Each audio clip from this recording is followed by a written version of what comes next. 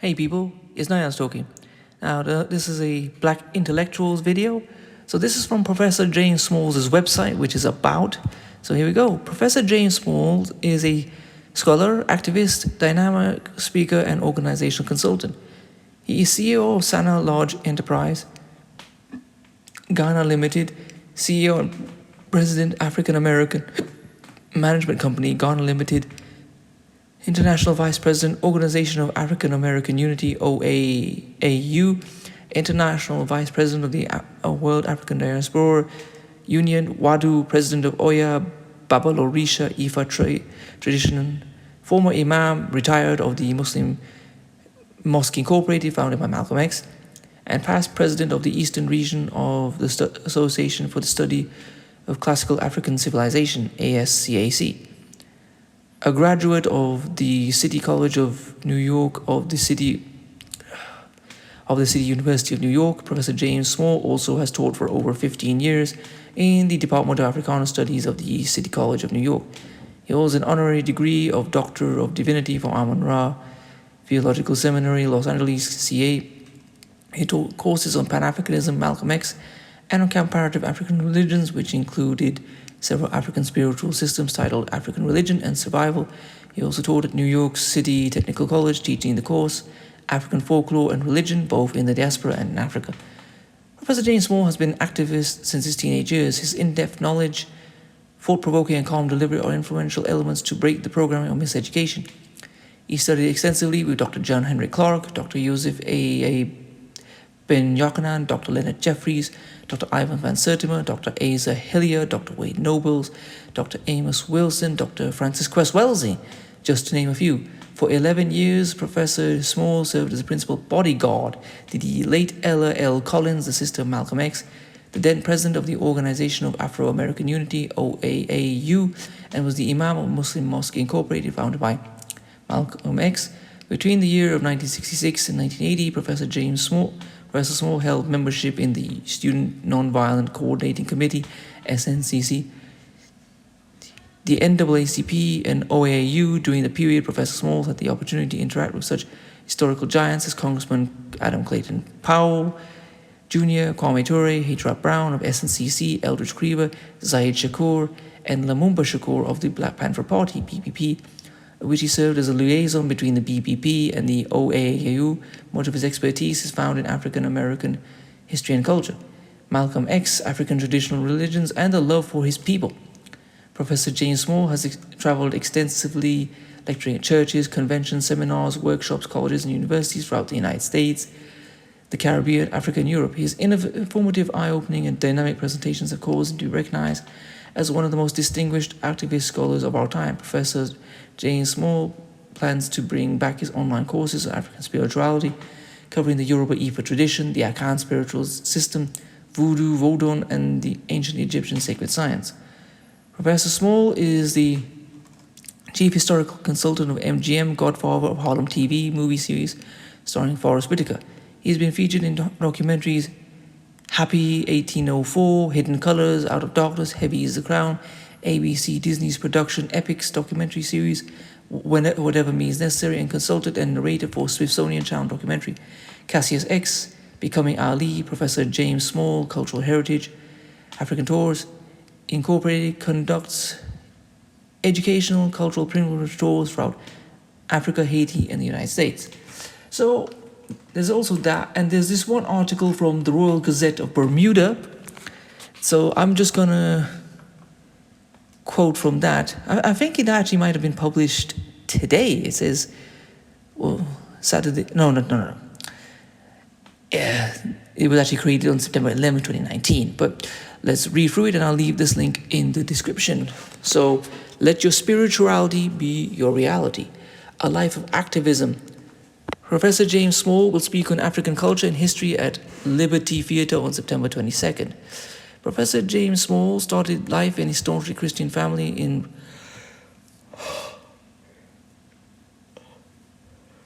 rural South Carolina.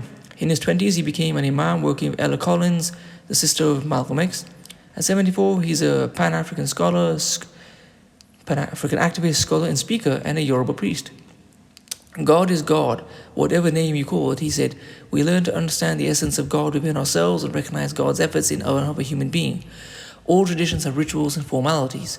Yoruba religious beliefs come from the songs, histories, stories, and other cultural concepts, which make up their society, which is largely found in north and southwestern Nigeria. Developed for a 10th century rural Nigerian community, some of the practices don't always go over well today, Mr. Small admitted. So you may have to alter these rituals or create new ones, said the lecturer who was speaking in Bermuda about African spirituality this month. We will be talking about spirituality and reality. I taught comparative religion at CUNY College in New York City for 18 years. My view of spirituality is quite different from other people's. I think spirituality should be your reality. He believes people of African heritage suffer from a critical lack of knowledge about the history and culture. This is not just in America but across the world, said Mr. Small. Bermuda is a lot like America, in that it hasn't told the truth about itself. That's why race is still an issue when it shouldn't be. His family always had a sense of who we were thanks to his grandfather, who came from Africa as a little boy, and his great-grandmother, who was born in Sierra Leone. Mr. Small was raised in Georgetown on the Arcadia Plantation, a rice-growing estate owned by the Vanderbilt family. We lived in a world that was the closest thing to paradise I've ever seen on earth, he said. While a student at Savannah State University in Georgia, he heard Malcolm X speak on television for the first time. He was intrigued by his message of black empowerment. My mother and father were living in New York, then Mr. Small said. I called my mother and said I had to meet Malcolm X, so she drove down and took me up to New York. He was able to gain an audience with a human rights activist who remembers as a very beautiful and kind man. I was telling him I wanted to leave school and join them. He said, no, education is going to be the greatest weapon our people have towards freedom. You need to stay in school and go to college. Although he tried to follow that advice, he eventually left and joined the U.S. Navy. By that time, I was very involved in... So he's also a veteran. So by that time, I was very involved in the black movement, he said. We were picketing Woolworths and the theaters to have them integrate. When I got into the Navy, I continued that type of involvement with racism we were confronted with there. He left the Navy in 1966, a year after Malcolm X was assassinated, and moved to New York City. By the time, Malcolm X's Organization of African American Unity and Muslim Mosques Incorporated were both closed.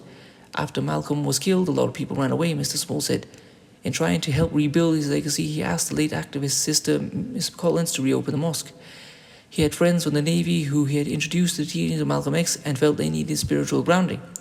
Mr. Small was asked 3 times if he would become Imam of the reopened and renamed Mosque of Islamic Brotherhood. I said, no, he said. I grew up in a very strict church. When I left home, I was done with religion, but I knew the Muslim religion very well, and I asked if I would take it over for just 1 year while they trained someone. He was there for 13 years, also working as Miss Collins' chauffeur and security guard. We had to handle a lot of situations, he said, people always trying to disrupt rallies and threatening her life. We had a very strong security force. Our job was to take care of her, and we did. Mr. Small, in 1974, Mr. Small traveled to Hecca for the Hajj, the annual Islamic pilgrimage. 5 years later, he became disenchanted with Islam. He felt the Arab world was just as racist as the white world. I began the process of breaking away from religion, he said. I was never fully in it. I did funerals and weddings and all the things that a minister does. First of all, it was not African. It was not ours. So I walked away. It didn't make people happy. I had threats on my life. Mr. Small is now working on 2 books, a collection of his lectures on Malcolm X and another of the topic of post-slavery syndrome. He also conducts educational cultural tours in the United States and Africa. Well, I would like to thank Mr. Smalls for his work. Now, Mr. Smalls was born in 1945, so he's at the, getting on a bit. But he still looks very young, and this is the thing. We have to honor these scholars and activists and intellectuals while they're still here. You know, I did a video on Neely Fuller and called him an intellectual giant when he passed away, and so are many of these scholars. We should remember them and read their works, and also buy their works. As I said, when Neely Fuller died, passed on, to buy his books before they suddenly find a way to stop having access to them. Anyway, please comment, rate, share, and subscribe. Peace.